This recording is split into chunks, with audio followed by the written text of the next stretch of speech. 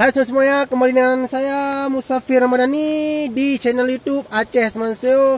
Aku nih lagi sekarang di salah satu Amazonnya Aceh. Boleh kita bilang hutan lindung atau hutan hujan tropis. Inilah di bawah kaki Gunung Leuser yang pada tahun 2008 USA atau Amerika Serikat memberi nama untuk pemerintah Aceh untuk menjaga supaya hutan ini biar tidak ditebang oleh orang-orang tak bertanggung jawab. Tahu nggak kenapa harus dijaga? Dikarenakan hutan adalah hutan paru-parunya dunia, the lung of the world. Jadi apabila hutan NGL ini Leuser ini pernah ditebang, maka semua negara akan vakum dan akan keroncongan karena kehilangan para udara.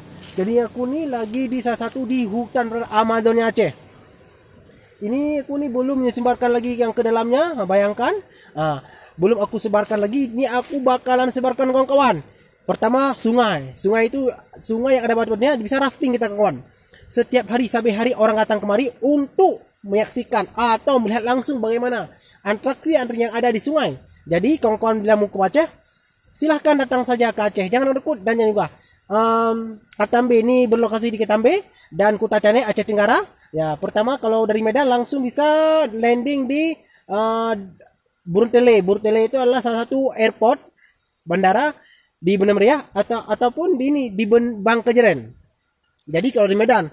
Tapi kalau di Sultan Syarif Airport langsung dari airport boleh kita sewa mobil kita langsung kemari, ada gate-nya langsung. Jadi kawan-kawan, dengan saya Musafir ini saya hanya memfokus sebarkan Aceh provinsi Aceh ke-55, Amerika, Australia, Afrika, Asia untuk mengajak semua para wisatawan seruan. Ini saya berada di salah satu jungle Amazonnya Aceh. Jadi bayangkan kawan-kawan, tak perlu lagi ke Eropa, cukup datang ke Aceh saja melebihi Eropa.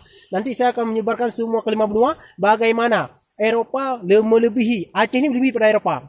Semua ada. Kalau di Amerika itu cuma ada satu type atau satu tipe pohon. Tapi kalau di Aceh ini berbagai-bagai pohon. Ada cemantuk, ada pinus, ada lawang, ada segala kafilah. Segala kafilah ada di Aceh. Jadi langsung datang ke Aceh. Aceh siap mempromosikan visit 2020 sampai 30. Jadi jangan lupa datang ke Aceh, sangat murah dan sangat meriah. Sangkung tak sendiri ya bagaimana langsung hutan belantaranya.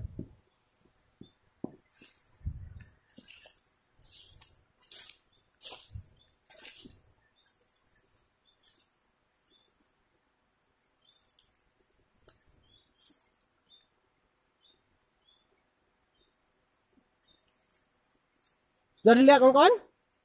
Bagaimana? Ya. Jadi aku malam ini tinggal di saya lihat itulah gubuk kami malam ini untuk tinggal. Dan sekarang aku nih mau bakalan sebarkan kepada kalian bahwa bagaimana keindahan untuk rafting sungai. Jadi boleh kalian langsung kemari untuk melihat bagaimana Amazonnya Aceh.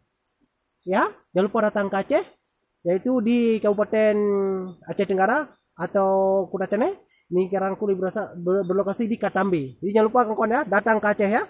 Buruan, cepat-cepat.